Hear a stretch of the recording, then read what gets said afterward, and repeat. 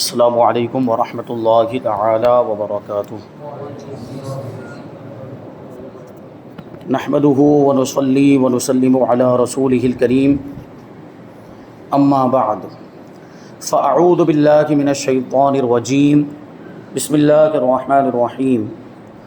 ان اللہ وملائکتہ یصلون علی النبی یا ایہا الذین آمنوا صلوا علیہ وسلموا تسلیما۔ اللہم صلی علی سیدنا ومولانا محمد معدن الجود والکرم وآلہ الکرام وابنہ الکریم وبارک وسلم صلاۃ وسلاما علیک یا رسول اللہ صلی اللہ تعالی علیہ وسلم۔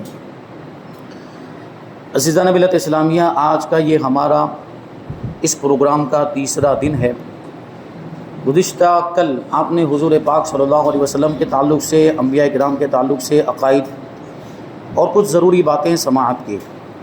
اس میں ایک بات حضور پاک صلی اللہ علیہ وسلم کی عقل کے تعلق سے میں نے بیان کی تھی، اور وہ کتاب کا نام یاد نہیں آ رہا تھا، بعد میں کتاب کا نام تو یاد آ گیا، شفا شریف۔ میں نے سوچا کہ کیوں نہ وہ بات مکمل کر دی جائے اور اس کو عربی عبارت کے ساتھ شامل کیا جائے، اور جن کی وہ بات ہے، جن کا وہ قول ہے، ان کا حوالہ بھی دے دیا جائے۔ تو شفا شریف میں حضرت قاضی عیاض رحمۃ اللہ تعالی علیہ نے بیان کیا ہے کہ حضرت وہب ابن منبہ رضی اللہ تعالیٰ عنہ بیان کرتے ہیں، کہتے ہیں کہ قرأت فی 71 کتابا فوجدت فی جمیعها ان اللہ تعالی لم یعطی جمیع الناس من بدء الدنیا الى انقضائها من العقل فی جنب عقلہ صلی اللہ علیہ وسلم الا کحبتی رمل من بین رمال دنیا۔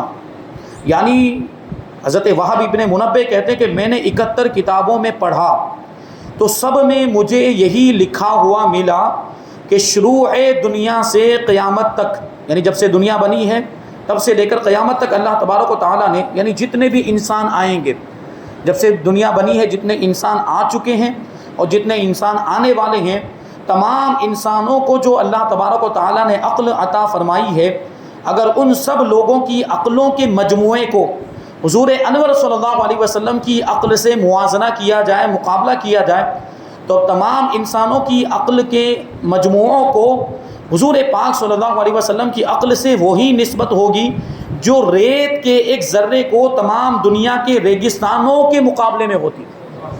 یعنی تمام دنیا کے ریگستانوں کے مقابلے میں ریت کے ایک ذرے کی کیا حیثیت ہے؟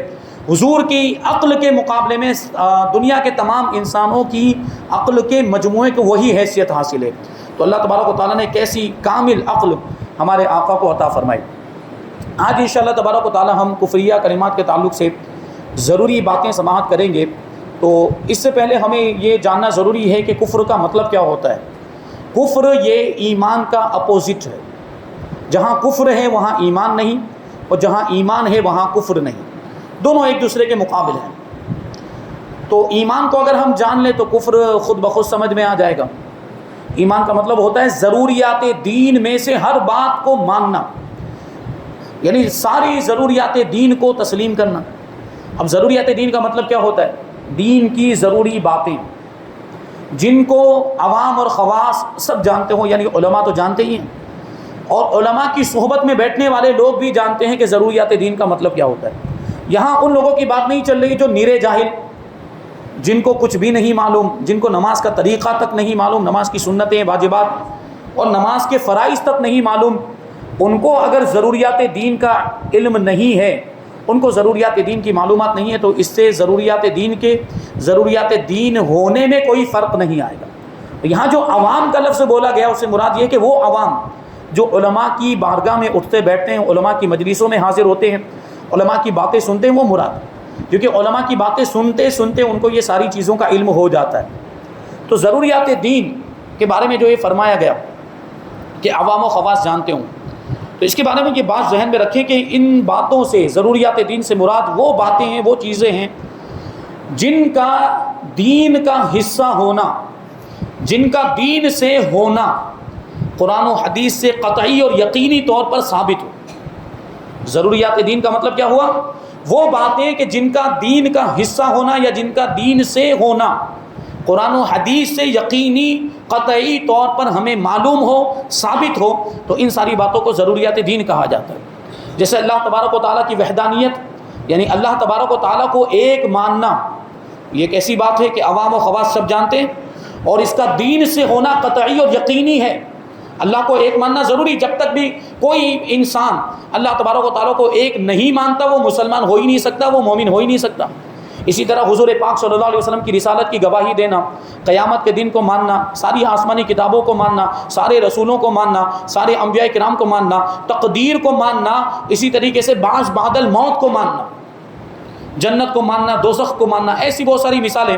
اور احکام میں اگر ہم آئیں، عبادات کے اندر آئیں، تو نماز، روزہ، حج، زکوٰۃ کی فرضیت، یہ بھی ضروریات دین میں سے، کہ اگر کوئی نماز کی فرضیت کا انکار کر دے کافر، اگر کوئی روزے کی فرضیت کا انکار کر دے تو کافر ہو جائے، اگر کوئی حج یا زکوٰۃ کی فرضیت کا انکار کر دے تو وہ بھی کافر ہو جائے۔ تو یہ چیزیں ضروریات دین میں سے ہیں، یہ چیزیں ضروریات۔ ایک جو میں نے یہاں پر چیز بیان کی وہ ہے بعث بعد الموت۔ بعث بعد الموت کا مطلب کیا ہوتا ہے؟ ہم ایمان مفصل پڑھتے ہیں، کیا پڑھتے ہیں؟ آمنت باللہ و ملائکتہ و کتبہ و رسلہ والیوم الآخر والقدر خیرہ و شرہ من اللہ تعالی والبعث بعد الموت۔ سب سے آخر میں آتا ہے والبعث بعد الموت۔ تو وہ ساری چیزیں پہلے والی تو ہم جانتے ہی ہیں، اللہ پر ایمان لانا، رسولوں پر ایمان لانا، اور اس کی کتابوں پر ایمان لانا، اور اچھی اور بری تقدیر پر ایمان لانا، کہ جو بھی تقدیر میں ہے وہ سب اللہ تبارک و تعالیٰ کی طرف سے ہیں، اور اچھی اور بری تقدیر پر اب یہاں پر دیکھیے بہت ساری باتیں ابھی بیان کی جا سکتی ہیں، لیکن اس کے لیے وقت نہیں ہے۔ تقدیر کے بارے میں اگر گفتگو کریں تو بہت لمبی گفتگو ہو جائے گی۔ تو تقدیر کے بارے میں بس اتنا یقین رکھنا چاہیے، یہ عقیدہ رکھنا چاہیے کہ جو کچھ دنیا میں ہونے والا تھا، اور دنیا میں جو بھی انسان جو کچھ کرنے والے تھے، اللہ تبارک و تعالیٰ نے اپنے علم ازلی سے ان ساری چیزوں کو جانا اور ان سب کو لکھ دیا۔ اسی کو تقدیر کہتے ہیں۔ اور تقدیر کے لکھ دینے نے کسی کو مجبور نہیں کر دیا، یعنی تقدیر میں اگر یہ لکھا ہے کہ فلاں بندہ گنہگار ہے، فلاں بندہ گناہوں کے کام کرے گا، تو اس کا مطلب یہ نہیں ہے کہ تقدیر میں اس کو گنہگار لکھ دیا تو اب گناہ اس کو کرنا ہی پڑے گا، نہیں، ایسا نہیں ہے۔ وہ گناہ کرنے والا تھا تو لکھا گیا، وہ دنیا میں آنے کے بعد برے کام کرنے والا تھا تو لکھا گیا کہ یہ برے کام کرے گا، یہ مطلب ہوا۔ تو ایک بات یہاں پر میں آپ کو بیان کر دوں، تفسیر نعیمی میں یہ بات لکھی ہوئی ہے، اور گزشتہ جمعرات کو جو تفسیر ہوئی ہے میٹھا بھائی مسجد میں، جو ہر جمعرات کو مغرب کی نماز کے بعد تفسیر ہوتی ہے، اس میں یہ بات آئی تھی کہ انسان خلق میں تو مجبور ہے لیکن کسب میں مجبور نہیں ہے، کسب میں اس کو پورا اختیار دیا گیا ہے۔ تو یہ تقدیر کا مسئلہ بھی واضح ہو جائے گا۔ بالکل یہ دو چیزیں اگر ہم سمجھ لیں، یعنی انسان تخلیق میں پیدا ہونے کے اعتبار سے پیدائش میں مجبور ہے۔ مجبور ہے کا مطلب کیا؟ اللہ تبارک و تعالیٰ نے جیسا چاہا بندے کو پیدا کیا، اس میں بندے کا کوئی اختیار نہیں، یعنی بندے کی خواہش کے مطابق پیدا کیا گیا ہو ایسا نہیں ہے، بندے نے جیسا چاہا ویسا پیدا کیا گیا نہیں، اللہ نے جیسا چاہا ویسا پیدا کیا۔ یہ اس چیز میں تو بندہ مجبور ہے، لیکن کسب میں یعنی عمل کرنے میں انسان مجبور نہیں ہے، بلکہ اس کو اختیار دیا گیا۔ انسان جو کچھ بھی کرتا ہے، اچھا برا جو کچھ بھی کرتا ہے، اس میں اس کے ارادے کا دخل ہوتا ہے اور اس کی مرضی کا دخل ہوتا ہے۔ انسان اپنی مرضی سے کرتا ہے، اپنے ارادے سے کرتا ہے۔ تو اسی ارادے کی وجہ سے، اسی اختیار کی وجہ سے، اور یہی جو اس کی مرضی ہے، اپنی مرضی اور اپنی چاہت کے مطابق جو کرتا ہے، اسی بنیاد پر وہ اچھا کام کرنے کی بنیاد پر ثواب کا مستحق ہوتا ہے، اور برا کام کرنے کی وجہ سے سزا کا مستحق ہوتا ہے۔ یہ اسی ارادے کی وجہ سے، اسی ارادے اور اس کی مشیت، اس کے چاہنے کی وجہ سے، اس کی مرضی کی وجہ سے یہ اچھے اور برے اعمال کا دار و مدار ہوتا ہے، سزا کا، عذاب اور ثواب کا جو دار و مدار ہوتا ہے اسی پر ہوتا ہے۔ تو یہ ہے تقدیر۔ تو یہاں پر ضروریات دین کی بات چلی، تو ضروریات دین میں سے کسی بھی ایک چیز کا انکار کر دے وہ کافر ہو جائے گا۔ بعث بعد الموت، وہ ہم دوسری جگہ چلے گئے۔ بعث بعد الموت کا مطلب ہوتا ہے مرنے کے بعد دوبارہ زندہ ہونا۔ ہم پہلے کچھ بھی نہیں تھے، اللہ تبارک و تعالیٰ نے ہمیں زندگی بخشی، پھر ہر شخص کی زندگی میں، ہر جاندار کی زندگی میں ایک وقت ایسا آتا ہے کہ وہ مر جاتا ہے، موت طاری ہو جاتی ہے، اس کے جسم سے روح نکال لی جاتی ہے۔ تو انسان ہو یا دوسری جاندار مخلوقات ہو، سب کو ایک نہ ایک دن مرنا ہے۔ تو انسان بھی سارے مر جائیں گے، کل نفس ذائقۃ الموت، ہر جاندار کو موت کا مزہ چکھنا ہے۔ تو اس ساری جو جاندار مخلوقات ہیں وہ ایک دن مر جائیں گے۔ پھر کیا ہوگا؟ اللہ تبارک و تعالیٰ قیامت کے دن سارے انسانوں کو دوبارہ زندہ کرے گا، سارے انسانوں کو دوبارہ زندہ کرے گا، جو مر گئے ہوں گے پہلے، یعنی اس وقت جو موجود بھی ہوں گے، حضرت اسرافیل علیہ السلام سور پھونکیں گے تو وہ بھی مر جائیں گے، یعنی سارے لوگ مر ہی جائیں گے، پھر یہاں تک کہ حضرت اسرافیل علیہ السلام خود بھی، اور وہ سور بھی فنا ہو جائے گا۔ پھر اللہ تبارک و تعالیٰ اپنی قدرت کاملہ سے پھر سے حضرت اسرافیل علیہ السلام کو پیدا فرمائے گا، اور وہ سور بھی پھر سے پیدا ہو جائے گا۔ حضرت اسرافیل علیہ السلام کو دوبارہ سور پھونکنے کا حکم ہوگا۔ حضرت اسرافیل علیہ السلام سور پھونکیں گے تو جتنے لوگ مر گئے تھے اس وقت، جو پہلی مرتبہ سور پھونکنے سے مرے تھے وہ، یا دنیا کے پیدا ہونے سے لے کر اس وقت تک جتنے پہلے مر کے چلے گئے ہوں گے، وہ سب دوبارہ زندہ ہو جائیں گے، سب اپنی قبروں سے اٹھیں گے۔ اب بہت سارے سوالات جنم لے سکتے ہیں۔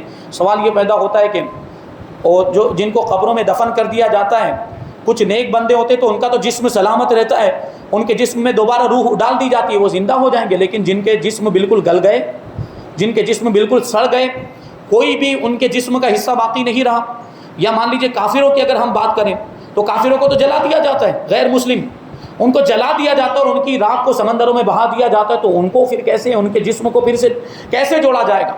تو اللہ تبارک و تعالیٰ قادر مطلق ہے، وہ جو چاہے وہ کر سکتا ہے، وہ جو چاہے وہ کر سکتا ہے، لیکن اس کا ایک سائنٹیفک ریزن بھی ہے ہمارے پاس، کیونکہ جسم کے کچھ اجزاء ایسے ہوتے ہیں جو کبھی فنا نہیں ہوتے، چاہے پھر انسان کو دفن کر دیا جائے یا جلا دیا جائے، اس کے کچھ اجزاء باقی رہتے ہیں، اور ڈی این اے کی تحقیق نے اس بات کو ثابت کر دیا۔ ڈی این اے جو ہے وہ فنا نہیں ہوتا، انسان کے جسم کے ہر جز میں، ہر حصے میں ڈی این اے موجود، یہاں تک کہ بال کے اندر بھی ڈی این اے ہے، جلد میں بھی، چمڑی میں بھی ڈی این اے موجود ہوتا ہے، اور دانتوں میں بھی ڈی این اے ہے، دانتوں کے درمیان ڈی این اے ہے، جسم کے مطلب خون کے اندر، پیپ کے اندر، یا کوئی بھی جسم سے تعلق رکھنے والی چیز ہو، ہر چیز کے اندر ڈی این اے موجود ہے، ڈی این اے۔ اور یہ چیز ایسی ہے جو فنا نہیں ہوتی، یعنی انسان راکھ بھی ہو گیا، راکھ میں سے بھی ڈی این اے نکالا جا سکتا ہے۔ یہ ڈی این اے کی تحقیق نے اس بات کو ثابت کر دیا۔ تو اس سے کیا پتہ چلا کہ جسم کے کچھ اجزاء ایسے ہوتے ہیں جو کبھی فنا نہیں ہوتے، چاہے انسان کو دفن کر دیا جائے یا جلا دیا جائے، یا اس کو پرندے کھا جائیں یا درندے کھا جائیں، یہ ڈی این اے والی جو چیز ہے، یہ کچھ مخصوص اجزاء ہیں وہ باقی رہتے ہیں، اور اللہ تبارک و تعالیٰ انہی اجزاء پر باقی کے جسم کو دوبارہ تیار کر دے گا، اور اس میں پھر سے روح آ جائے گی اور انسان زندہ ہو جائے گا۔ یہ اللہ تبارک و تعالیٰ کی قدرت ہے۔ اسی کو بعث بعد الموت کہا جاتا ہے، مرنے کے بعد دوبارہ زندہ ہونا۔ یہ میں کیوں عرض کر رہا ہوں؟ کیونکہ یہ ہمارا بنیادی عقیدہ ہے، اور یہ چونکہ ہم خاص طور پر ابھی کفریہ کلمات کی بات کرنے والے ہیں، تو کفریہ کلمات میں یہ چیز بھی آتی ہے۔ یہ خاص طور پر گانوں کی اگر ہم بات کریں، یا فلموں اور ڈراموں کی، سیریلز کی اگر ہم بات کریں، تو عام طور پر ان کے جو بنانے والے ہوتے ہیں وہ کفار ہوتے ہیں، یا اگر مسلمان بھی ہوتے ہیں تو ان کا دین سے کوئی لینا دینا نہیں ہوتا۔ اگر کوئی اسلامی سیریل بناتے بھی ہیں تو اسلام کو بدنام کرنے کے لیے بناتے ہیں، اسلام کو نقصان پہنچانے کے لیے بناتے ہیں، اور اس میں اور زیادہ خطرہ رہتا ہے۔ آپ کسی کافر کے بنائے ہوئے یا کافر کے مذہب سے تعلق رکھنے والی چیزیں اور مناظر دیکھیں، اس میں تو خطرہ ہے ہی ہے ایمان کا۔ وہ مسلمانوں کا اگر کردار دکھایا جا رہا ہے، اور مسلمانوں کو کیریکٹر کی صورت میں، کردار کی صورت میں دکھایا جا رہا ہے، تو اس میں اور زیادہ خطرہ ہوتا ہے، کیونکہ اسلام کی چیزوں کو اس میں شامل کیا جاتا ہے۔ طلاق کے معاملات، نکاح کے معاملات، معاذ اللہ اس طریقے سے یہ اسلام کا مذاق اڑانے کی کوشش کرتے ہیں۔ یہ حلالے کی اوپر بھی اس کو لوگ اعتراض کرتے ہیں، اس پر بھی فلمیں بنی ہیں۔ یہ مقصد کیا ہے؟ اسلام کو بدنام کرنا۔ پھر حلالے کا بھی ہمارے پاس جواب ہے۔ حلالے پر وہ لوگ جو اعتراض کرتے ہیں وہ آپ ہمارے بیانات میں سن سکتے ہیں، اس سے پہلے کئی مرتبہ اس کو بیان کیا جا چکا ہے، تفسیر میں بھی آ چکا ہے، اور بھی دوسرے مقامات پر، جو چینل پر جا کر آپ اس کو سن سکتے ہیں، ورنہ گفتگو لمبی ہو جائے گی، پھر کبھی کسی موقع پر ہم بیان کریں گے۔ تو انہی سیریلز کے اندر، یا انہی ڈراموں اور فلموں کے اندر، یا گانوں کے اندر یہ چیز بار بار آتی ہے، وہ 7 جنم کی بات آتی کہ نہیں آتی؟ یہ غیر مسلموں کا عقیدہ ہے کہ انسان کے 7 جنم ہوتے ہیں، ایک بار مر جاتا ہے، پھر پیدا ہوتا ہے، پھر مرتا ہے، پھر پیدا، اس طرح بولے وہ 7 جنم ہوتے ہیں، اور ہر جنم میں کچھ نہ کچھ الگ بن کے آتا ہے، کبھی تو انسان بن کے آتا ہے، کبھی جانور بن کے آئے گا، کبھی کتا بن کے آئے گا۔ یہ اس طرح کا ان کا عقیدہ ہے، انتہائی بے وقوفانہ عقیدہ ہے۔ ابھی اس کی تفصیل کریں تو ان پر طرح طرح کے اعتراضات ہوتے ہیں، یہ اس عقیدے کی بنیاد پر۔ یہ عقیدہ اگر مان لیا جائے تو ان پر بہت سارے سوالات اٹھتے ہیں، اتنا کمزور ان کا یہ عقیدہ، بلکہ یہ عقیدہ بالکل باطل ہے اور اسلام کے سراسر خلاف ہے، قرآن و حدیث کے خلاف ہے۔ قرآن و حدیث میں کیا بیان کیا گیا؟ قرآن و حدیث میں یہ بیان کیا گیا کہ انسان ایک مرتبہ پیدا ہوتا ہے، ایک مرتبہ مر جاتا ہے، پھر اس کو دوبارہ زندہ کیا جائے گا کب؟ قیامت کے دن۔ بیچ میں کوئی 7 جنم ونم کچھ نہیں ہوتا۔ اب بتائیے مجھے کہ سیریل ڈراموں میں جب دکھایا جاتا ہے، ہماری مائیں بہنیں بیٹھ کر دیکھتی، اور فلمیں تو ہمارے بھائی بھی دیکھتے ہیں، گانوں میں بھی اس کا تذکرہ ہوتا ہے، یہ کفری عقیدہ ہے۔ 7 جنم ماننا کفری عقیدہ ہے، اسلام کے سراسر خلاف ہے، قرآن و حدیث کے خلاف ہے، اور دھڑلے سے اس کو سنا جا رہا ہوتا ہے، اس میں یہ باتیں بیان کی جا رہی ہے، اور یہ اتنا عام ہو گیا ہے، یہ 7 جنم کی بات میں آپ کو بتاؤں اتنی عام ہو گئی کہ ہمارے مسلمان بھائیوں کو اس کے تعلق سے کچھ ذہن میں خیال بھی نہیں آتا کہ یہ سننا چاہیے بھی کہ نہیں سننا چاہیے، یہ دیکھنا چاہیے بھی کہ نہیں دیکھنا چاہیے۔ یہ تو ایک بات ابھی میں نے بیان کی، ایسی تو بہت ساری باتیں ابھی آگے آپ سنیں گے۔ تو ضروریات دین کی بات چل رہی ہے، ضروریات دین میں سے کسی بھی ایک ضرورت دینی کا انکار کرنا کفر ہے۔ جیسے حضور صلی اللہ علیہ وسلم کو خاتم النبیین ماننا، آخری نبی ماننا، یہ بھی ضروریات دین میں سے۔ اگر کوئی حضور کو آخری نبی نہ مانے، یعنی نبی تو مانتا ہے لیکن آخری نبی نہیں مانتا، وہ بھی کافر ہو جائے گا۔ تو یہ ضروریات دین کو ماننا یہ ہوا ایمان، اور ضروریات دین میں سے کسی بھی ایک ضرورت دینی کا انکار کرنا یہ ہے کفر۔ جیسے اللہ تبارک و تعالیٰ کو ماننا یہ بھی ضروری ہے، اللہ تعالیٰ کو ایک ماننا یہ بھی ضروری ہے، رسول پاک صلی اللہ علیہ وسلم کی رسالت کو ماننا یہ بھی ضروری ہے۔ اب کوئی اللہ کے رسول صلی اللہ علیہ وسلم کو رسول تو مان رہا ہے لیکن دوسری جانب گستاخی بھی کر رہا ہے، تو اس کو ماننا کہیں گے آپ؟ ماننے کا مطلب یہ ہوا کہ ان کی تعظیم و توقیر بھی کرے، ان کی بارگاہ میں کوئی گستاخی نہ کرے۔ وہ گستاخی کرنے والے یہ دائرہ اسلام سے باہر ہو گئے اسی وجہ سے۔ اور اللہ تبارک و تعالیٰ کی شان میں اگر کوئی توہین کرے لیکن دوسری جانب وہ کلمہ بھی پڑھ رہا ہے، لا الہ الا اللہ ایسے بھی پڑھا ہے، اللہ کی سوا کوئی معبود نہیں، لیکن دوسری جانب یہ عقیدہ بھی رکھے ہوئے کہ معاذ اللہ تبارک و تعالیٰ جھوٹ بول سکتا ہے، تو اللہ کو ماننے کا پھر کوئی مطلب ہوا؟ یہ ماننا ہوا ہی نہیں۔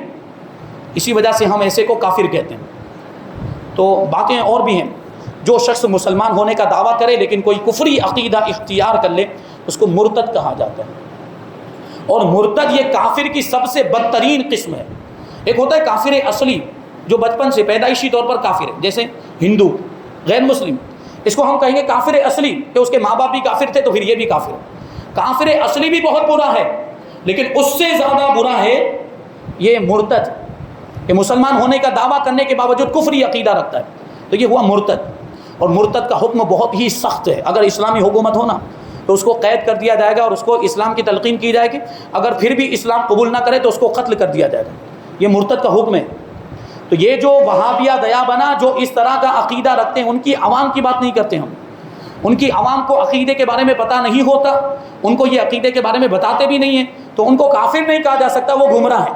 لیکن ان کے مولوی ٹائپ کے لوگ جو مدرسوں میں پڑھے ہوئے، مدرسوں کا منہ دیکھ کر آئے، ان کو سب پتہ ہوتا ہے عقیدے کے بارے میں، وہ مرتد ہیں۔ اور مرتد کے ساتھ آپ نے ابھی حکم سنا، مرتد کے بارے میں اتنا سخت حکم ہے کہ اس کا نکاح کسی کے ساتھ نہیں ہو سکتا، بلکہ کتابوں میں تو یہاں تک لکھا ہے کہ کسی جانور کے ساتھ بھی نہیں ہو سکتا، جانور کے ساتھ کوئی نکاح نہیں کر سکتا، نکاح ویسے بھی جانور کے ساتھ نکاح کا تصور ہی نہیں، لیکن یہاں مبالغے کے طور پہ فرمایا کہ انسان تو انسان، جانور کے ساتھ بھی اس کا نکاح نہیں ہو سکتا۔ مرتد کا یہ اتنا سخت حکم ہے، وہ مر جائے تو اس کو کسی جانور کی طرح کپڑے میں لپیٹ کر کسی گندی جگہ پر پھینک دیا جائے، یہ حکم ہے، نہ اس کو دفنایا جائے گا، نہ اس کو غسل دیا جائے گا، نہ اس کی نماز جنازہ پڑھی جائے گی، یہ مرتد کا حکم ہے، اتنا سخت حکم ہے۔ اور ایمان و کفر کا جو معاملہ ہے بڑا ہی نازک معاملہ ہے، ایمان کو بچانے کی انتہائی ضرورت ہے، ایمان ہی تو ہماری سب سے بڑی دولت، ایمان سلامت تو جنت ملے گی، لیکن ایمان خدا نہ خواستہ اگر ایمان پر کوئی اثر آ گیا، معاذ اللہ ایمان پر اگر خاتمہ نہ ہوا تو جہنم میں جائیں۔ اللہ تبارک و تعالی ہم سب کو ایمان کی سلامتی عطا فرمائے کہ ایمان ہی نجات کا ذریعہ ہے۔ ایمان اگر سلامت ہے، اگرچہ کتنے برے کام کیے ہوں گے، بڑے گناہ کے کام کیے ہوں گے، سزا ملے گی، لیکن آخرکار جنت میں جانا ہے ایمان کی وجہ سے اور عشق رسول کی بنیاد پر۔ اب اس کا یہ مطلب نہیں کہ گناہ کرنے لگ جائے، بھائی ایمان تو ہے، ہم تو مومن ہیں، ہم تو عاشق رسول ہے، نماز پڑھنے کی کیا ضرورت ہے؟ یہ بے وقوفی ہے، اور اس سے بڑا بے وقوف کوئی نہیں ہو سکتا۔ اس طرح کے خیالات یہ کبھی انسان کو کفر تک لے جاتے ہیں، کیونکہ ابھی اس نے گناہوں کو ہلکا سمجھ لیا، ابھی اس نے سوچ لیا کہ اب نماز پڑھنے کی کیا ضرورت ہے۔ معاذ اللہ یہ لفظ اگر اس نے اپنی زبان سے بول دیا کہ نماز پڑھنا اب ضروری نہیں ہے، کافر ہو گیا کہ نماز کی فرضیت کا انکار ہو گیا۔ وہ میں نے شفاعت کے تعلق سے ایک بات بتائی تھی کہ حضور پاک صلی اللہ علیہ وسلم نے ارشاد فرمایا کہ میری شفاعت میری امت کے کبیرہ گناہ کرنے والوں کے لیے ہے، یعنی میں ان کی بخشش کروا کر ان کو جنت میں لے جاؤں گا۔ تو اب شفاعت کی بنیاد پر یا شفاعت پر بھروسہ کر کے گناہ میں آدمی مبتلا ہو جائے، یعنی یہ سوچ لے کہ میری تو شفاعت ہونے والی ہے تو اب گناہ کرو، کیا مطلب؟ شفاعت گناہ تو بخشے جائیں گے، حضور پاک صلی اللہ علیہ وسلم بخشوا دیں گے، تو یہ تو ایسے ہی ہو گیا کہ جیسے ڈاکٹر مل جانے کی امید پر خود اپنا پاؤں توڑ دینا۔ یعنی یہ سوچ کر کوئی اپنا پاؤں توڑ دے، ہڈی توڑ دے کہ ڈاکٹر مل ہی جائے گا نا، ڈاکٹر کے پاس علاج کروا لیں گے، یہ بے وقوفی ہے کہ نہیں؟ بالکل ایسے ہی شفاعت کی امید پر گناہ کرنے والا بھی بے وقوف ہے۔ اور یہ اس طرح کے جو لوگ ہوتے ہیں وہ معاذ اللہ گمراہی میں مبتلا ہو جاتے ہیں، پھر بڑھتے بڑھتے کفر تک بھی پہنچ جاتے ہیں۔ تو اگر نماز پڑھنا ضروری نہیں ہوتا، گناہ سے بچنا ضروری نہیں ہوتا، نیکیاں کرنا ضروری نہیں ہوتا، نماز یہ فرائض، تو پھر یہ ہم نے اولیاء کرام کی زندگیوں کے حالات کو سنا، ہم نے بڑے بڑے لوگوں کی صالحین کی زندگیوں کو سنا، بلکہ ہم نے حضور پاک صلی اللہ علیہ وسلم کی سیرت بھی پڑھی اور سنی ہے۔ حضور نماز پڑھتے تھے کہ نہیں پڑھتے تھے؟ اگر نماز پڑھنا ضروری نہیں ہوتا تو حضور نہیں پڑھتے۔ اب سوچیں، حضور تو معصوم ہیں، حضور سے بڑا مرتبہ تو کسی کا ہو ہی نہیں سکتا، جب وہ رات رات بھر عبادت کرتے ہیں۔ ہم پر تو 5 وقت کی نماز فرض، ان پر تو 6 وقت کی نماز فرض تھی، وہ تہجد کی نماز بھی ان پر فرض تھی، تہجد کی نماز بھی کبھی زندگی میں نہیں چھوڑی۔ تو اگر نماز پڑھنا ضروری نہ ہوتا تو حضور بھی نہ پڑھتے، صالحین نیک اولیاء کرام نہ پڑھتے، یہ بے وقوفی والی بات ہے۔ تو بہرحال اگر کسی کی یہ سوچ بنی ہوئی، آج ہی اپنی اس سوچ سے توبہ کرے، اور ہمیں تو یہ سوچ کر کہ ہمیں اللہ تبارک و تعالیٰ نے کتنے پیارے نبی عطا فرمائے اور کیسے عظیم رسول کی ہمیں امت میں پیدا کیا ہے، تو اس کے شکرانے کے طور پر تو اور زیادہ عبادت کرنی چاہیے۔ 5 وقت کیا، ہمیں اور زیادہ نفل نمازیں بھی پڑھنی چاہیے اس کے شکرانے کے طور پر۔ میں نے عرض کیا تھا کہ حضور کی امت میں اللہ نے ہمیں پیدا کیا، اس کے شکرانے میں اگر پوری زندگی بھی سجدے میں سر رکھ کے گزار دیں، اس کا شکریہ ادا نہیں ہو سکتا۔ یہ اتنی بڑی نعمت ہے، اتنی بڑی نعمت۔ تو بہرحال یہ بعض بعد الموت، ایک 7 جنم کا جو عقیدہ ہے یہ کفری عقیدہ ہے۔ تو اور بھی بہت ساری باتیں ہیں۔ اللہ تبارک و تعالیٰ کی ذات پر اعتراض کرنا بھی کفر ہے، اللہ تبارک و تعالیٰ پر سوال اٹھانا یہ بھی کفر ہے۔ اب گانوں کی اگر ہم بات کریں تو گانوں میں ایسی بہت ساری چیزیں آتی ہیں، اور گانوں کے اندر اللہ تبارک و تعالیٰ کی ذات پر یہ اس طریقے سے اعتراضات بھی کیے جاتے ہیں۔ جیسے ایک گانا ہماری معلومات میں آج سے چند سال پہلے یہ گانا کہیں سے ہم نے سنا، تو اس میں یہ تھا کہ کیوں خدا تو نے ایسا خواب دکھایا جب حقیقت میں اسے توڑنا تھا۔ اب یہ دیکھیں، اس میں اللہ پر اعتراض کیا جا، سوال اٹھا رہا ہے، کیوں ایسا کیا؟ اللہ پر کوئی سوال اٹھا سکتا ہے؟ بتائیے، یہ کفر ہے۔ کیوں جہاں پر آئے۔ اور پھر دیکھیں بہت سارے گانے ایسے جس میں معاذ اللہ تبارک و تعالیٰ کو کوسا جاتا ہے، اللہ تبارک و تعالیٰ کو برا بھلا کہا جا رہا ہوتا ہے، اور کیا کیا بولتے ہیں وہ گانے کے اندر، کیا کیا چیزیں ہوتی ہیں جس کو ہر مسلمان سمجھ سکتا ہے۔ اب یہ دیکھ، کچھ گانے تو ایسے جس میں سیدھا ڈائریکٹ اپنے محبوب کو خدا کہا جا رہا ہوتا ہے۔ اب اس میں کوئی وضاحت کرنے کی ضرورت ہے؟ اس میں بتانے کی ضرورت ہے کہ یہ کفری عقیدہ ہے، غیر خدا کو خدا کہہ دیا، کفر و شرک ہو گیا۔ سیدھا اپنے محبوب کو وہ خدا کہتا ہے گانے کے اندر، اپنے محبوب کو خدا، یا عبادت کے لفظ اس کے لیے استعمال کر رہے ہیں، میں تو تیری عبادت کرتا ہوں، میں تو تجھے سجدہ کرتا ہوں، میں تو تیری پوجا کرتا ہوں۔ اس طرح کے الفاظ یہ شرکیہ الفاظ ہیں۔ جس گانے کے اندر یہ ہے وہ گانا شرکی اور کفری گانا ہے۔ اور بھی بہت ساری چیزیں، جیسے ابھی ایک گانا بہت چلا تھا اور اس کے تعلق سے ہمارے پاس سوال بھی آئے۔ کسی نے پوچھا کہ یہ گانے کا جو یہ شعر ہے یہ گا سکتے کہ نہیں گا سکتے، اور اگر کوئی اپنے اسٹیٹس پر لگائے تو کیا حکم ہے؟ کیونکہ لوگوں نے وہ اتنے گانے کے حصے کو اپنے اسٹیٹس پر لگانا بھی شروع کر دیا۔ وہ گانا کیا، اس کے الفاظ کچھ اس طریقے سے تھے کہ ربا نے تجھے بنانے میں خالی کر دی ہیں اپنی تجوریاں، معاذ اللہ، ربا نے تجھے بنانے میں خالی کر دی ہے حسن کی تجوریاں، ایسا کچھ ہے۔ وہ تو یاد بھی نہیں، ہم یاد کیوں رکھے بھائی ایسے گانے کو؟ وہ تو آپ کو بتانے کے لیے، اس کا حکم بتانے کے لیے یہاں پر وہ تھوڑی کوشش کی۔ تو دیکھیں یہاں پر کیا بات چل رہی ہے کہ وہ محبوب کے بارے میں کہہ رہا ہے کہ اس کے محبوب کو بنانے میں معاذ اللہ تبارک و تعالیٰ کی تجوریاں خالی ہو گئی۔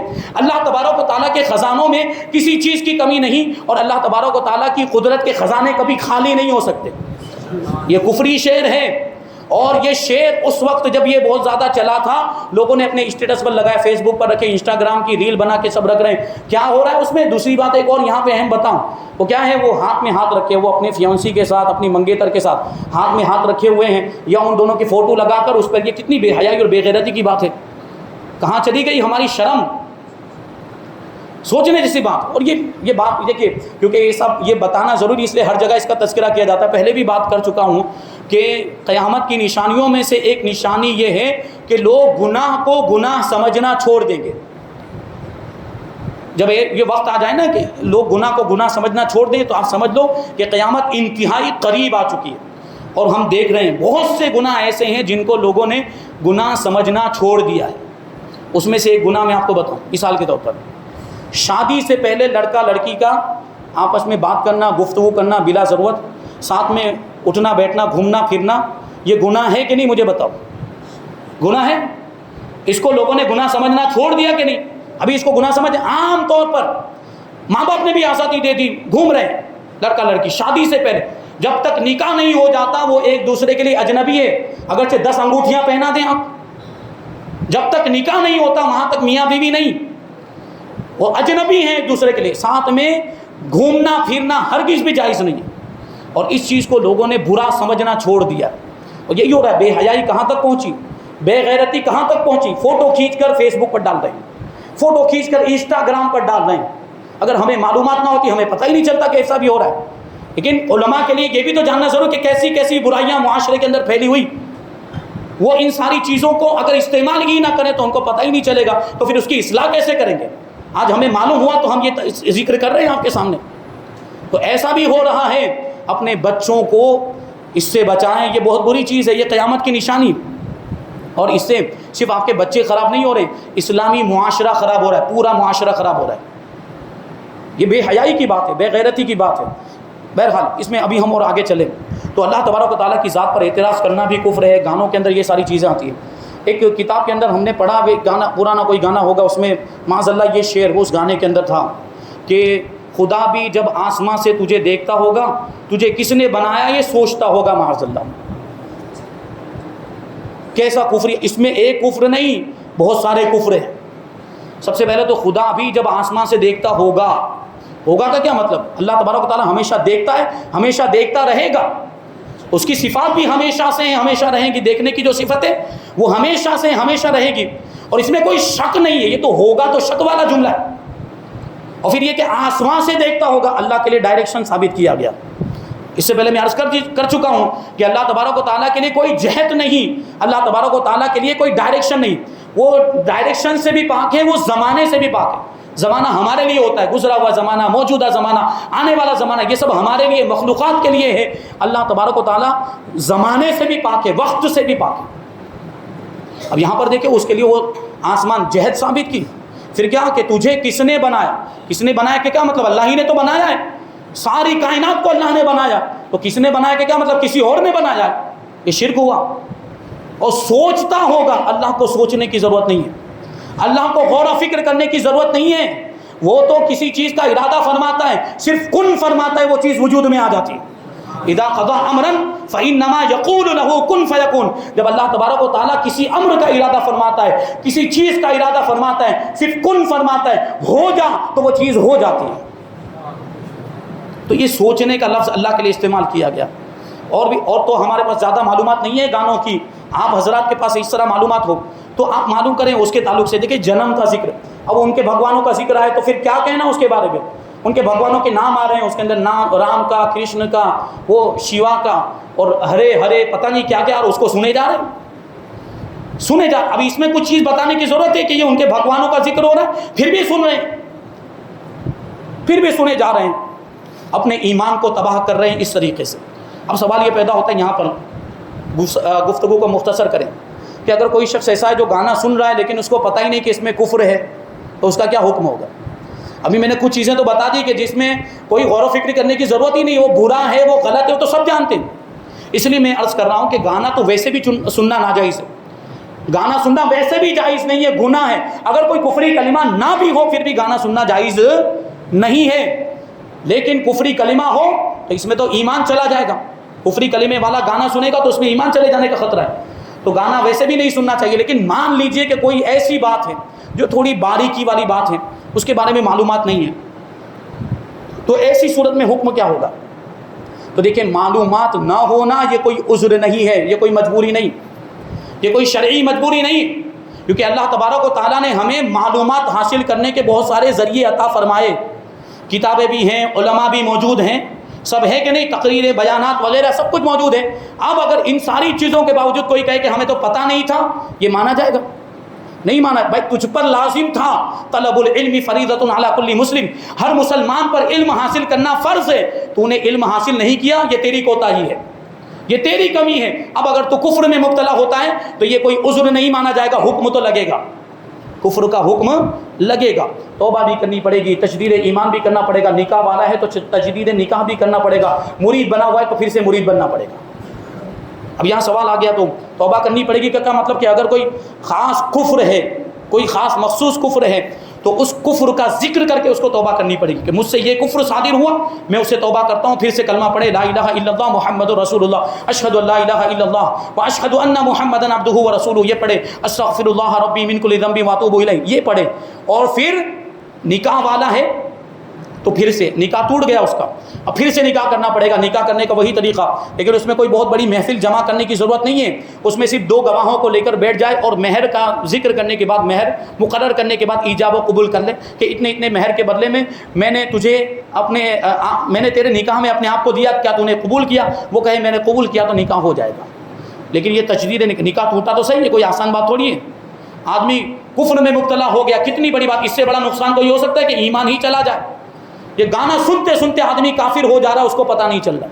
دوسری بات یہاں پر یہ ہے کہ آدمی کو پتہ نہیں ہے کہ یہ کفر ہے.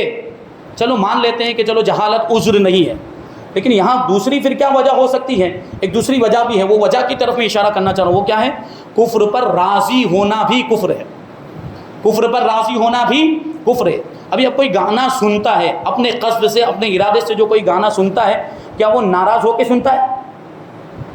اپنے قصد و ارادے سے. میں وہ بات نہیں کر رہا, ہم جا رہے تھے کہیں پہ گانا بج رہا تھا, ہمارے کانوں میں آواز آ گئی, اس میں ہمارے قصد و ارادے کا دخل ہی نہیں, اس پر کوئی حکم نہیں لگے گا. جیسے حضرت نے کل مجھ سے پوچھا تھا, تو قصد و ارادے سے ایئر فون ڈال کے جو گانا سن رہے ہیں, وہ کیا ناراض ہو کے سن رہے ہیں, ناخوش ہو کے؟ خوشی خوشی ہی سن رہے ہیں. کفر پر رضامندی پائی گئی کہ نہیں؟ کفر پر راضی ہونا پایا گیا کہ نہیں؟ اپنے ایمان کی حفاظت کی فکر کیجئے. ہمارے پاس ایمان ہی سب سے بڑی دولت ہے, اور وہ اس طریقے سے ہم ضائع کر رہے ہیں. اور یہ سب سازشیں ہیں یہودیوں کی, عیسائیوں کی, کیونکہ ان کو بہت پہلے سے معلوم ہے یہ دونوں جو ہیں نا, یہ اسلام کے ازلی دشمن ہیں, شروع سے اسلام کے دشمن ہیں, یہودی اور عیسائی. یہاں تو جو غیر مسلم ہمارے دشمن بنے, یہاں اسلام آنے کے بعد بنے, وہ اس سے پہلے سے تو یہ لوگ تھے, یہودی اور نصرانی, عیسائی. تو ان لوگوں نے آزما کر دیکھ لیا, مجاہدین اسلام کو جنگ کے میدانوں میں آزما کر دیکھ لیا کہ مسلمان کو جنگ کے میدان میں ہرانا ممکن نہیں. کیوں؟ کیونکہ اس کے پاس ایمان کی طاقت ہے. وہ ایمان کی طاقت ہی اس کو ہر میدان میں فتح عطا کرتی ہے, اور یہی ایمان کی طاقت ہے کہ 313 ہزاروں پر بھاری پڑتے ہیں. یہ ایمان کی طاقت, یہی ایمان کی طاقت جنگ یرموک کے موقع پر حضرت خالد بن ولید, وہ 10,000 کا لشکر, 10 نہیں 60,000 کا لشکر تھا کفار کا, رومیوں کا 60,000 کا لشکر, کتنا بڑا لشکر ہوگا. اس کے مقابلے میں حضرت خالد بن ولید, ہمت تو دیکھیں, ایمان کی طاقت دیکھیں. حضرت خالد بن ولید, حضرت ابو عبیدہ ابن جراح جو اس لشکر کے, اسلامی لشکر کے سپہ سالار تھے, ان سے کہتے ہیں مجھے خالی 30 آدمی دے دو, یہ 60,000 کے لشکر کے مقابلہ کرنے کے لیے 30 آدمی ہی کافی ہے. تو حضرت ابو عبیدہ ابن جراح نے کیا کیا, اپنی جان پر ظلم کیوں کرتے ہیں؟ کہاں 60,000 اور کہاں 30 آدمی, تھوڑا تو رحم کرو ان لوگوں پر. حضرت خالد بن ولید جب انہوں نے بہت زیادہ اصرار کیا, نہیں زیادہ کرو, تعداد بڑھاؤ, زیادہ لوگوں کو لے کر جاؤ, تو حضرت خالد بن ولید نے ایسا نہیں کہا چلو 1,000 دے دو, 2,000 نہیں, صرف 30 آدمی بڑھائے, 60 دے کر جاؤں گا بس, 60 سے ایک آدمی بھی زیادہ لے کر نہیں جاؤں, 60 سے ایک آدمی بھی زیادہ لے کر نہیں جاؤں گا. ابھی سوچیں آپ, ایک طرف 60,000 کا لشکر ہے, اور اس کے مقابلے میں کتنے لوگ ہیں؟ 60 لوگ. ایک کے مقابلے میں کتنے؟ 1,000. یہ کون سی طاقت تھی جس نے ان کو اتنی ہمت عطا فرمائی تھی؟ اور صرف ایسا نہیں کہ مقابلے میں چلے گئے اور شہید ہو گئے, ایسا نہیں, ان کو میدان چھوڑنے پر مجبور کر دیا. ان 60 لوگوں نے 60,000 کو میدان سے بھگا دیا. یہ ایمان کی طاقت ہے. آج ہمارے پاس نہیں ہے وہ طاقت, آج ہم بزدل ہو گئے. آج اگر مقابلے کی بات کی جانے, کہ کیا یہ مقابلے کی بات کرتے, یہ کون مغز ماری میں پڑے, کون بھیجا ماری, کون جھمیلے میں پڑے, ایسی بات آتی ہے. جھمیلے میں نہیں پڑے, یہ سب چیزیں ان کو جھمیلا لگتی ہیں. اسلام پر حملے ہو رہے ہیں, حضور پاک صلی اللہ علیہ وسلم کی عزت پر حملے ہو رہے ہیں, اور ہم کو یہ سب جھمیلا لگ رہا ہے. یہ جھمیلا نہیں ہے, یہ تو اصل ہے, یہ تو بنیاد ہے. حضور کی شان میں گستاخی ہو رہی ہو, ہم گھر میں بیٹھ کر کھانا کھا رہے ہوں, کیسے گوارا ہوتا ہے؟ عاشق کے تو گلے سے نوالا نہیں اترے, اس کے نبی کی شان میں گستاخی ہو رہی ہے, نبی پاک صلی اللہ علیہ وسلم کو کیا کہا جا رہا ہے اور ہم نارمل زندگی گزار رہے ہیں. ہمارے وہی معمولات, وہی صبح میں اٹھ کر کام پر گئے, شام کو واپس آ گئے, کچھ پڑھی نہیں. ایمان کہاں چلا گیا اور ایمان کے تقاضے کہاں چلے گئے؟ وہ صحابہ کرام, مسیلمہ کذاب جب اٹھا تھا, مسیلمہ کذاب نے نبوت کا جھوٹا دعویٰ کیا تھا, سیدنا صدیق اکبر رضی اللہ تعالیٰ عنہ نے قسم کھائی تھی کہ جب تک اس کو میں کیفر کردار تک نہیں پہنچا دیتا, اس کو جہنم رسید نہیں کر دیتا, میں چین کی سانس نہیں لوں گا. یہ تھا ان کا کردار. ہمارا کردار کہاں گیا؟ بات یہی ہے, وقت زیادہ ہو رہا ہے لیکن یہ ضروری بات ہے. کفریہ کلمات والے گانے سنے جاتے ہیں, ٹی وی چینل میں وہ سب مناظر چل رہے ہیں, کفریہ شرکیہ مناظر چل رہے ہیں. اللہ تبارک و تعالیٰ واجب الوجود ہے. اللہ تبارک و تعالیٰ ہمیشہ سے ہمیشہ رہے گا. کسی اور کو واجب الوجود ماننا یا کسی اور کو عبادت کا حقدار ماننا یہ شرک ہے. تو ان کے معبودان باطلہ, یہ غیر مسلم جن کی پوجا کرتے ہیں, یہ سب شرک ہی ہے. وہ ہمارے سامنے شرک ہو رہا تھا ٹی وی پر اور وہ منظر چل رہا ہے. کیا بتا ایمان باقی رہے گا؟ اس منظر کو آپ چلا رہے ہیں. زیادہ سے زیادہ کیا ہوتا ہے, کسی کو اگر تھوڑی سی سمجھ ہوتی ہے نا, وہ میوٹ کر دے گا, وہ چینل کی آواز, وہ کیا ٹی وی کی آواز کو بند کر دے گا, لیکن پھر بھی وہ منظر نظر تو مورتی نظر تو آ رہی ہے آپ کو. کیوں دیکھنا اس کو, کیوں دیکھنا؟ ان ساری چیزوں سے باز آئیں. فلمیں, ڈرامے, یہ سب ہمارے ایمان کو کمزور کرنے کے لیے بنائے جاتے ہیں. یہودیوں کی سازش میں عرض کر رہا تھا, یہ سب یہودیوں کا ایجاد کیا ہوا ہے. یہ کیمرہ اور یہ شوٹنگ ویڈیو وغیرہ یہ بعد میں آیا. حضرت صلاح الدین ایوبی کے دور کی بات کروں میں, حضرت صلاح الدین ایوبی رضی اللہ تعالیٰ عنہ کیسے مجاہد اسلام جنہوں نے بیت المقدس کو عیسائیوں سے آزاد کروایا. یہ اتنی بڑی کامیابی ایسے ہی نہیں ملتی. وہ اگر میدان کے شہ سوار تھے تو عابد شب زندہ دار بھی تھے, تہجد بھی ان کی نہیں چھوٹتی تھی. وہ ایسے مجاہد اسلام تھے. صرف ایسا نہیں کہ سیاست کے لیے, حکومت حاصل کرنے کے لیے, لوگوں کے سروں پر راج کرنے کے لیے انہوں نے یہ سب کیا ہو, نہیں, اسلام کے دائرے کو وسیع کرنے کے لیے انہوں نے کیا تھا. حضرت صلاح الدین ایوبی سلطان, اگر پڑھنا ہے تو ان کی زندگی کو پڑھو, اگر اپنے بچوں کو کچھ سنانا ہے تو ان کے حالات سناؤ. یہ ارطغرل غازی, یہ 7 سیزن جو ڈرامے کی شکل میں دیکھے جا رہے ہیں, یہ جائز نہیں. اسلام اس کی اجازت نہیں دیتا. کتابوں میں پڑھ کے سنائیں. حضرت مفتی اشرف صاحب قبلہ نے یہ بات کہی تھی کہ وہ ساری باتیں کتابوں میں بھی لکھی ہوئی ہے, وہ سارے واقعات حقیقت. اس میں تو بہت سارا مرچ مسالہ ملایا گیا ہے ڈرامے کے اندر, لیکن وہ کہتے ہیں کہ کتابوں میں بھی یہ بات ہے, اور کتابوں میں جو لکھا ہے وہ حقیقت ہے, اس میں کوئی مرچ مسالہ نہیں ہے. لیکن کتابیں پڑھنے میں کسی کو مزہ نہیں آتا. تو انہوں نے کیا بات کہی تھی, کیوں؟ کیونکہ یہاں حلیمہ نہیں ہے, اس میں حلیمہ تھی. افسوس کی بات ہے کہ نہیں. اور میں آپ کو پوچھوں, میں نے یہ بات پہلے بھی عرض کی تھی کہ ابھی دیکھیے وہ چل رہا ہے نا کیرلا اسٹوری والا, یہ اسلام کے خلاف ان لوگ نے فلم بنائی اسلام کو نقصان پہنچانے کے لیے. اور اس سے پہلے ان لوگ نے کیا بنایا تھا, دا کشمیر فائل. اور وہ فلم آنے کے بعد اس کی کتنی مقبولیت, کوئی اسٹوری میں دم نہیں تھا. وہ کیرلا اسٹوری کی بھی اسٹوری میں کوئی دم نہیں, ایکٹنگ میں بھی کوئی دم نہیں ہے, لیکن اس کے باوجود چل رہی ہے. یہ کفار چلا رہے ہیں, کیوں؟ کیونکہ اس میں اسلام کے خلاف باتیں شامل کی گئی. اور ان ساری چیزوں کو دیکھنے کے بعد ان کا مذہبی جذبہ بیدار ہو رہا ہے, غیر مسلموں کا, کفار کا. آپ دیکھیں پہلے مندروں میں اتنی بھیڑ نہیں ہوتی تھی, آج دیکھو ہر شام کے وقت مندروں میں لائن لگی. اور پہلے وہ ہنومان چالیسا کبھی آپ کو سننے کو ملتا تھا, اب روزانہ صبح 7 بجے اور شام کو 7 بجے ان کا شروع ہو جاتا ہے. یہ دیکھیں ایک فلم دیکھنے کے بعد ان کے اندر یہ مذہبی بیداری آئی. لیکن میں پوچھنا چاہوں گا ان نوجوانوں سے جنہوں نے ارطغرل غازی کے 7 سیزن دیکھے, کون سا جذبہ بیدار ہوا؟ کون سی انہوں نے بہت بڑی دین کی خدمت کر دی؟ کون سا بہت بڑا کارنامہ انجام دیا؟ کوئی فائدہ ہوا؟ مطلب کیا ہے اس کا؟ 7 سیزن دیکھے, منورنجن کے لیے دیکھے, انٹرٹینمنٹ کے لیے دیکھے, دل بہلانے کے لیے دیکھے, کوئی جہاد کا جذبہ بیدار کرنے کے لیے نہیں دیکھا. اور وہ لاک ڈاؤن کا ٹائم تھا, کوئی کام نہیں تھا, نیورے تھے تو دیکھنا شروع کر دیا. کہتے ہیں نا ہمارے یہاں نیورے تھے, یہی مطلب ہوا نا اس کا. اس کو دیکھنے کے بعد کیا فائدہ ہوا بتائیے مجھے, کہ کون سا دین کا کون سا بڑا تیر مار لیا, کون سی دین کی بہت بڑی خدمت انجام دے دی. جبکہ اس کا کچھ اثر ہوا ہوتا تو کم سے کم نمازی تو بنتے. وہی لوگ 7 سیزن دیکھ کے بیٹھتے ہیں لیکن مسجد میں آنے کی توفیق نہیں ہوتی. کیا مطلب وہ دیکھنے کا؟ کوئی فائدہ ہوا؟ جذبہ پیدا کرنا ہو تو ایسا جو اصل مجاہدین اسلام تھے, حضرت صلاح الدین ایوبی کی میں بات کر رہا تھا, تو ان کا کردار اور ان کے واقعات, طارق بن زیاد, محمد بن قاسم, صلاح الدین ایوبی, حضرت ابو عبیدہ بن جراح, حضرت خالد بن ولید, یہ سب مجاہدین, ان کے واقعات اپنے بچوں کو سنائیں, ان کو پتہ چلے کہ ہمارا اسلام کیا ہے. وہ مجاہدین اسلام کیسے عظیم الشان تھے. ایسے ایسے ہیرو ہمارے پاس موجود ہیں, یہ فلم کے ہیرو کی ہمیں ضرورت ہی نہیں. ان کے اسٹائل کو کاپی کیا جا رہا ہے, ہمارے بچے ان کو نقل کریں, ان کے جیسے بال کٹا رہے ہیں, ان کے جیسے کپڑے پہن رہے ہیں, ان کے جیسا لباس پہن رہے ہیں.